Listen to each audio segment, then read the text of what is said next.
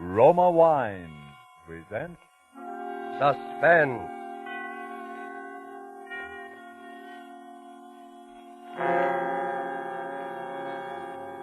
Roma Wines, made in California for enjoyment throughout the world. Salud. Your health, senor. Roma Wines toast the world. The wine for your table is Roma Wine, made in California for enjoyment throughout the world. This is the man in black, here for the Roma Wine Company of Fresno, California, to introduce this weekly half hour of Suspense. Tonight in Hollywood, Roma Wines bring you a distinguished all-feminine cast of stars headed by Margot, Miss Elsa Lanchester, and Miss Janet Beecher. The suspense play which stars these ladies, and which is produced and directed by William Spear, is called Finishing School.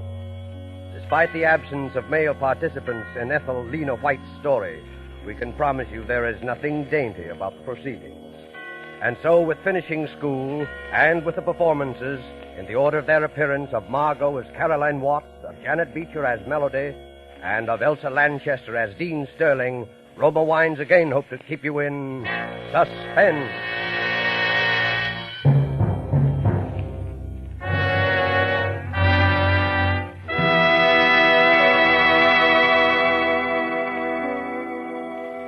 I can see them so vividly now, just as I saw them the very first time. Those high stone ivy-draped walls of Miss Nash's School for Girls. And the first person who greeted me, that amiable soul, Miss Melody. I can see her, too. It was she, in fact, who showed me into my new room and who stood there watching me a moment, smiling. This is your first teaching job, isn't it? How did you know? Well, if you've been around nothing but teachers for 30 years, you'd know, too. Let me guess now. Your subject is either French or... No, it's sport. On the nose. What's your subject, Miss Melody? Mine? Come in. Caroline Watts? Yes? I'm Miss Sterling, the dean. Welcome to the Nash School. Oh, how do you do, Miss Sterling? I've been looking forward to meeting you. Thank you. I wanted you to know about the general faculty meeting in my office at 3 this afternoon. I'll see you then. At 3 o'clock? Oh, Yes. and Melody? Yes, Sterling. Miss Nash is a little concerned about the new students. You might just check up on supplies for the 3rd floor. It's already taken care of. Oh, very well. I should answer your question, Miss Watts. You see, my subject is housekeeping. Oh, I didn't know. I just supposed that you were one of the teachers. I was, up until a year ago, when Miss Penelope passed away. Oh, yes, that was Miss Nash's sister. Oh, changes like that are inevitable, I suppose. As inevitable as, well, that ugly rumor. Ugly the fact rumor? about Miss Penelope's death. But I hadn't heard any rumor or anything about her death. Oh, then I'm sorry, Miss Watts. I assumed you were that familiar with the school. What was the rumor, Miss Melody? Oh, it was nothing really, not even worth repeating. But I imagine Wait, Miss Melody. Look, I'll hear about it sooner or later. Well, it was just a silly, stupid tale. But somehow it got around that Miss Nash's sister had been frightened to death.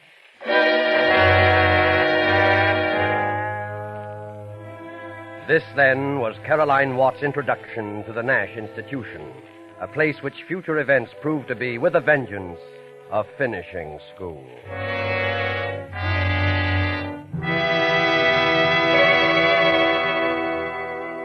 Thus, the prologue for tonight's tale of Suspense. The narrative will be resumed in a moment. But first, let's take a little journey. We'll journey to a capital in Latin America. Here at a gay legation party on a lantern-hung terrace beside a garden pool. Listen. Everything is perfect at your wonderful party, including this exquisite wine. It is a wine that helps to bring back pleasant memories. I, of course, agree. It helps good friends such as us to appreciate good food, too. And this sherry has come far to add enjoyment to our legation party. It is of the famous vineyards of California in the faraway United States. See? It is the celebrated Roma wine. Yes, Roma wines are prized in other countries for the great enjoyment their superb quality affords. They are esteemed as something rare, a luxury. But you in America may enjoy Roma fine wines in all the variety of types as an inexpensive everyday delight. So trifling in cost are these fine Roma wines here in America that you can be a most generous host, offering to each of your guests his or her favorite, a delicious tangy California sherry, a fine California claret or burgundy, or a heavier, sweeter California port.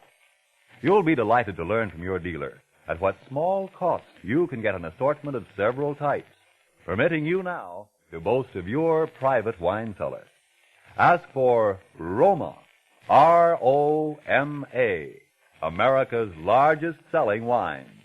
Roma wines, made in California for enjoyment throughout the world. And now it is with pleasure that Roma Wines bring back to our sound stage Margot, Elsa Lanchester, and Janet Beecher in Finishing School, a tale well calculated to keep you in suspense.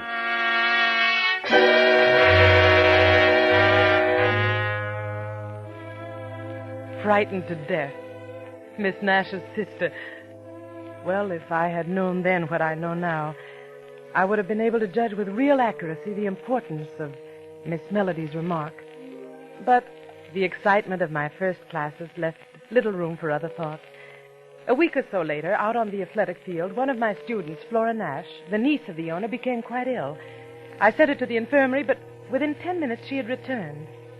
Miss Sterling, she said, had ordered her back. I was furious, and, well, I told her I was going to have it out with that woman. Miss Watts, wait.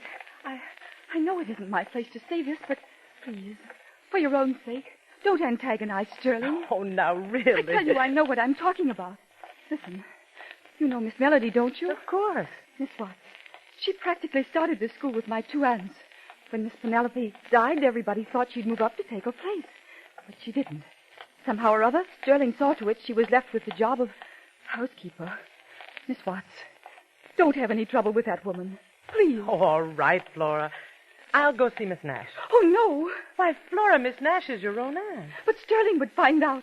Please, you mustn't. I never heard such nonsense in all my life. Hurry straight to bed.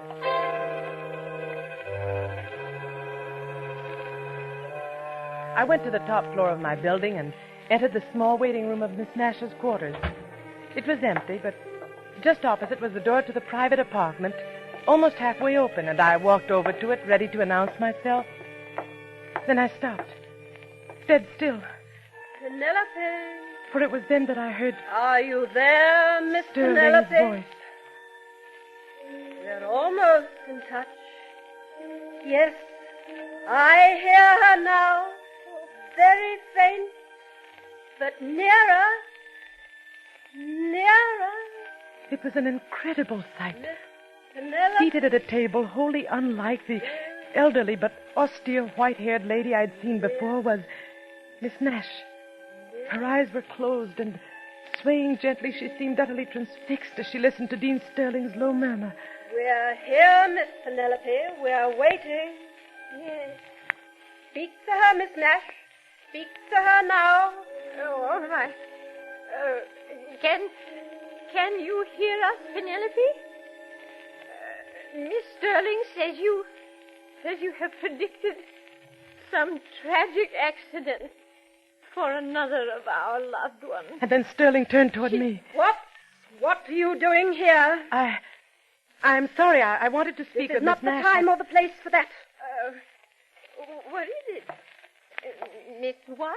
Miss Nash, it's about your niece. I'm familiar with this matter about Flora, Miss Nash, and at the moment I don't want you to be disturbed by anything so trivial. Trivial? But I what's don't see how you happened to can call Flora? it trivial, Miss Sterling. Flora was ill today. Why did you send her back to the field? Because she was no more ill than you are. She was simply up to her old trick, playing on the sympathy of a new teacher. Come, we'll talk about this outside. No, Miss Nash, your niece... Miss Sterling, she'll handle it. Miss Sterling knows best. Yes, Miss Nash. Good night. If you'll just step out here. No. Miss Sterling, you evidently don't realize that Flora Nash suffers from a slight heart condition. It's entered on her card. I'm sure it is, because I entered it. I'm a fairly competent judge of her state of health, Miss Watts, for the simple reason that I happen to be a registered nurse. Can you say the same? Well, no, After this, please be assured that I don't make a practice of deliberately murdering my students, especially the niece of my employer. I'm very sorry, Miss Sterling. Very well, Miss Watts. That will be all. But it wasn't all. I was bewildered, even alarmed, I suppose, at the recollection of that voice calling out, Miss Penelope. And I went to the one person that I felt must be told. For quite a while, the housekeeper said nothing. Then she motioned me to a chair. You might as well know this, Miss Watts. Sterling, you see, has deluded Miss Nash into believing she can actually hear Miss Nash's sister. She then relays messages which are supposed to come from Miss Penelope. But, Melody, I'm afraid I don't understand. My dear, these messages direct Miss Nash to delegate more and more power to Sterling. That's her grip on Miss Nash. That's the instrument she's using to get the whole school away from her. I can't understand. Miss Melody, how could she ever delude Miss Nash that way? The head of a school, and intelligent... Also an old, grief-stricken woman, Miss Watts. More important, she's a woman who's been thoroughly sold on Sterling's clairvoyant power.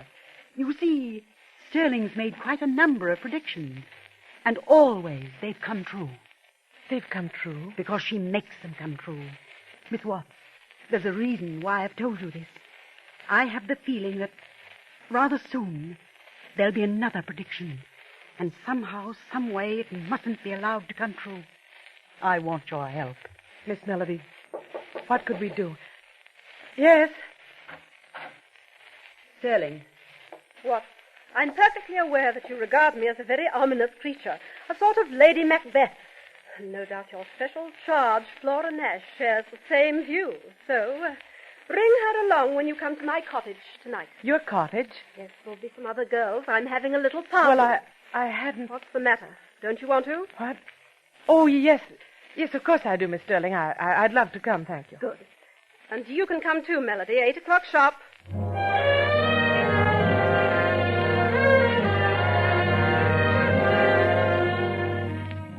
We were prompt, Flora and I, and the sharp tenseness and alertness we carried with us into that cottage vanished almost at once.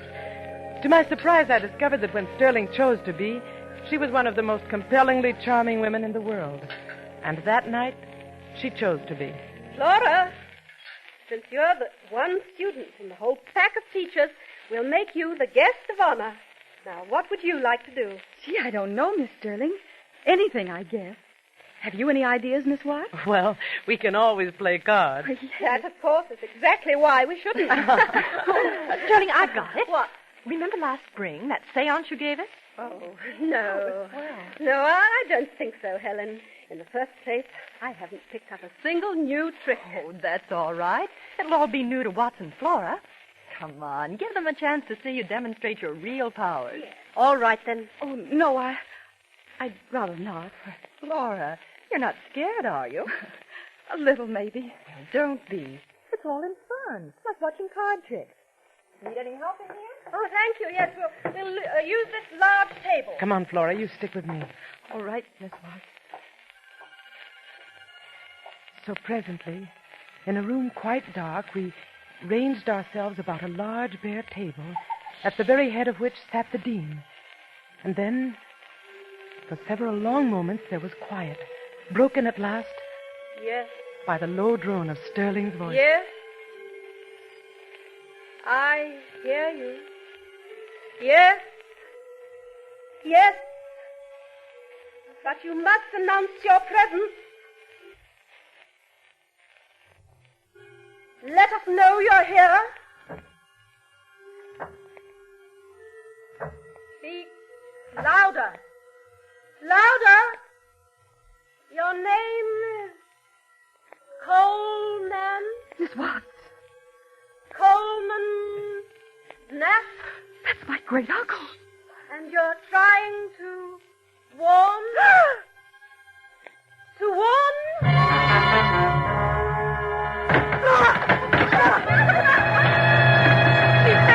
She's faded. Turn on the lights quickly.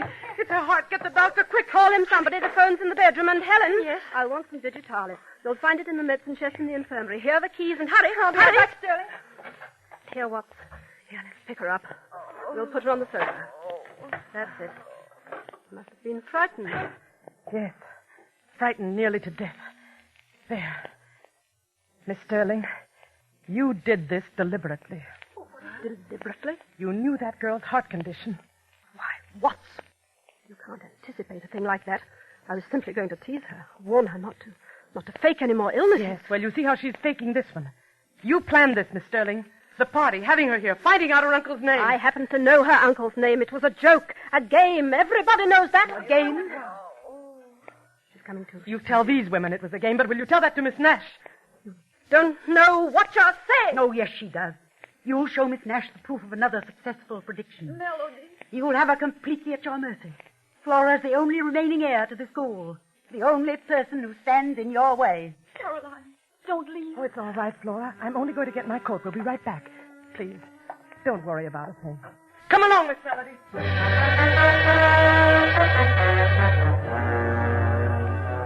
It was 5 minutes later that Melody and I crossed the campus to Sterling's cottage and found it empty.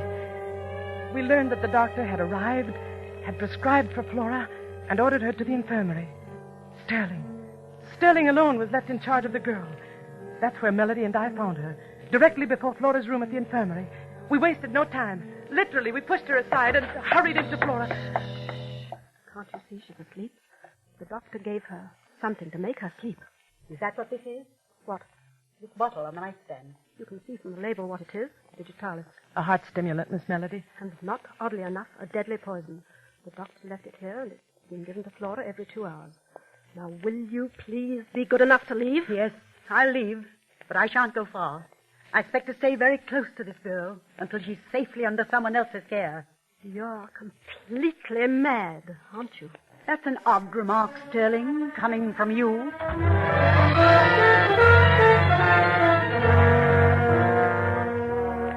We maintained a watching post not far from the room, and from there first Melody, then I made regular trips to the bedside. Flora was better, there was no doubt of that. And so at last I dropped off to sleep, a sleep that lasted for an hour or more, for dawn was filtering into the long infirmary corridor when I awoke.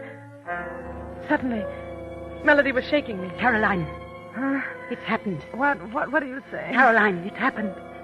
What are you saying? She's dead. Flora's dead.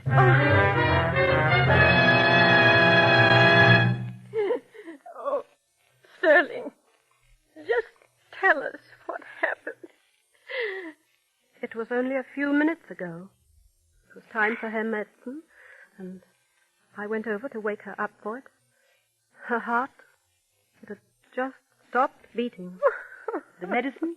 The digitalis, you mean? That's right, Melody. Where is it? What? Where is it? Where's the bottle of medicine? Why, It used to be on that nightstand there, but it isn't now. Where is it, Sterling? What have you done with it? I don't know. Let's see. Under the bed. It might have rolled under... But it didn't, nor under the chest of drawers either. Perhaps we should look out of the window. Maybe Sterling decided not to give her any medicine at all. Miss Melody, this medicine chest, it's locked. Locked? Yes, do you happen to know where the key is? One of a housekeeper's major duties. See if this will work, Caroline, being keeper of the keys. It works. Melody! Miss Nash, look! What is it? It's Sterling's bottle of medicine. Unopened. Unopened? And unused. I was right, Sterling.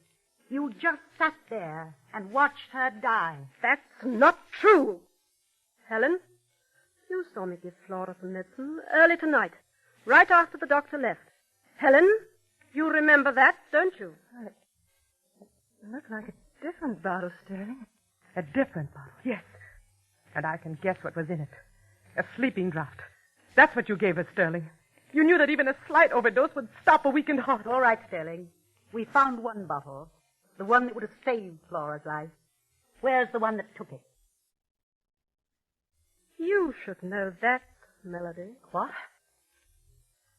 You should know where that bottle is, because you took it out of this room just a little while ago when I was calling Miss Nash. You are insane. What's more, you brought it into this room tonight in one of your countless visits. You brought in a bottle of heavy sleeping draught and exchanged it for digitalis. You were hoping I couldn't tell the difference and that I'd give that to Flora instead of the heart stimulant. And that's what I did. You did it all right, but without any help. Sterling, just how, for example, could I produce a bottle of sleeping draught so exactly like the digitalis that you couldn't tell the difference? You had a whole medicine chest to work with. That's how you did it, and that's how I knew you did it.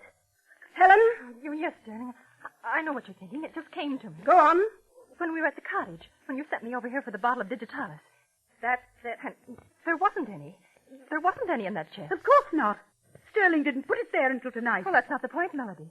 She couldn't have put it there at all, because she had no way to get into the chest. You see, when Sterling sent me over here, she gave me her keys. Well, I forgot to give them back to her. Here they are. I still have them. In other words, Melody, you were the only one who could put the digitalis bottle there in the chest. It's very true what you said before. One of a housekeeper's major duties is being keeper of the keys.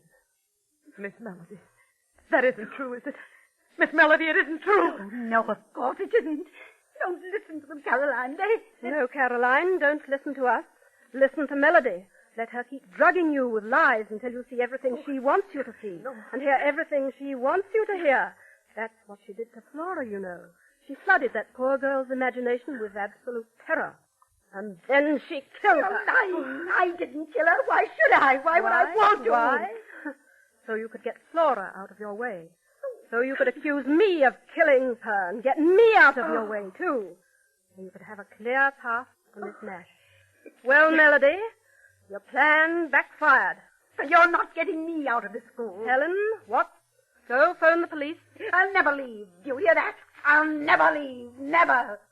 Oh, yes, you will, Melody. Yes, you will.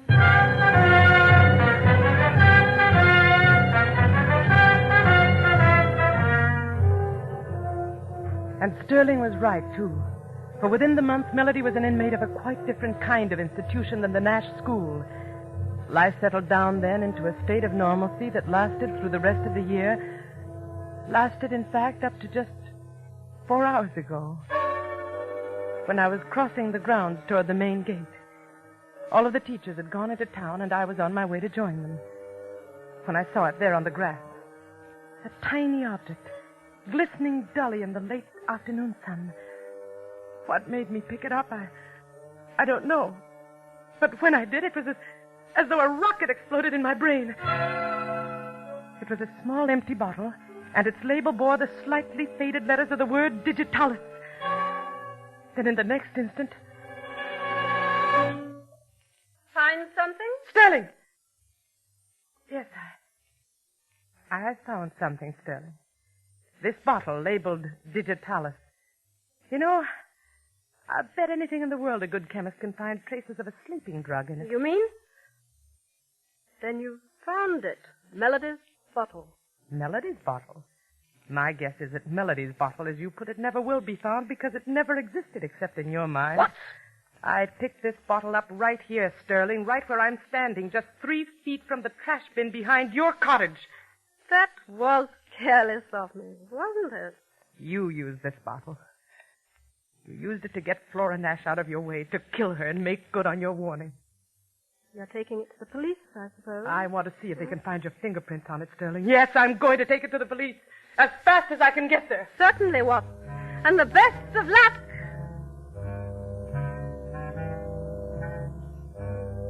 She went on inside her cottage, and I struck out across the grounds for the main gate and the road into town.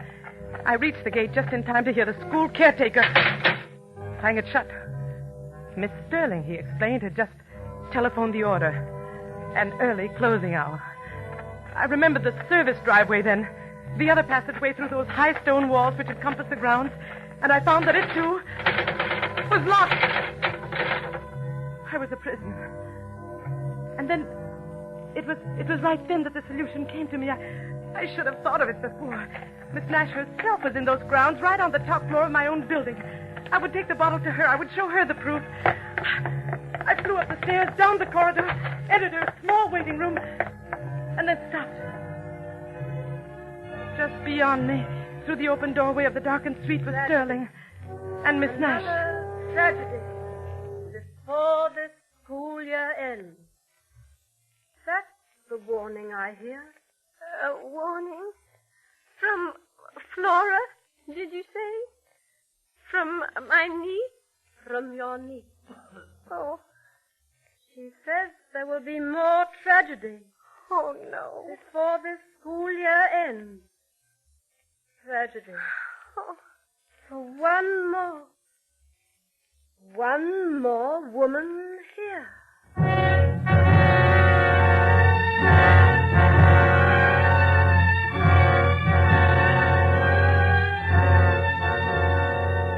My strength left me completely then.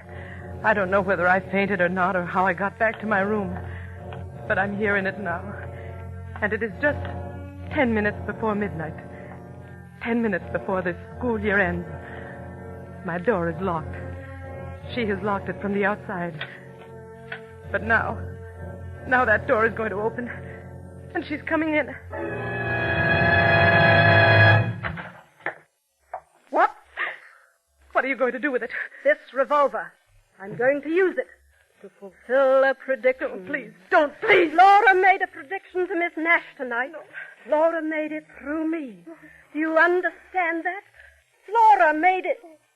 I heard her. I really heard her saying that there would be one more death before the school year ends. Please! And that prediction is going to come true. Now!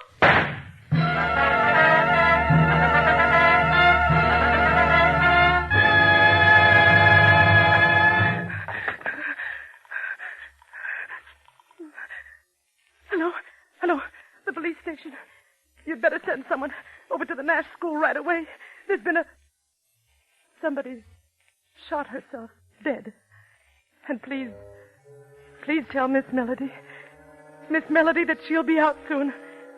Tell her that Lady Macbeth is gone.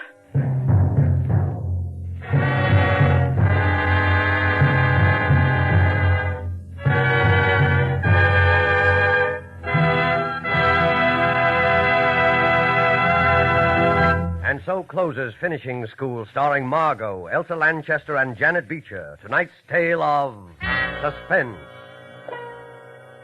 Before we tell you about our star and story for next week, a word about an American anniversary of 173 years this week.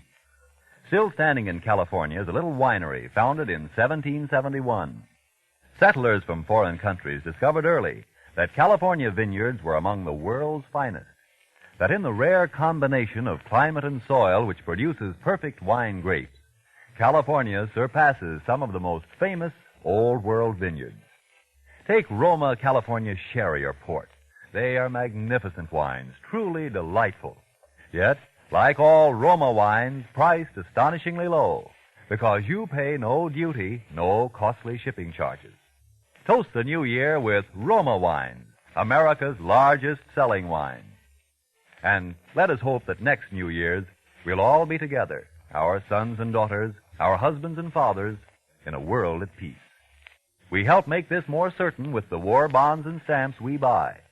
So for 1944, increase your purchases of United States war bonds. Good luck and health to you one and all from the makers of Roma wines, made in California for enjoyment throughout the world. Next week, Roma Wines take great pleasure in bringing to you, in his first radio appearance of the year, Mr. Alan Ladd. Mr. Ladd will be heard in a swift-moving action drama played against the colorful background of the Midway in an amusement park and called The One-Way Ride to Nowhere. Don't forget then, next Thursday, same time, for Alan Ladd in Suspense. Presented by Roma Wines, R-O-M-A, made in California for enjoyment throughout the world. This is the Columbia Broadcasting System.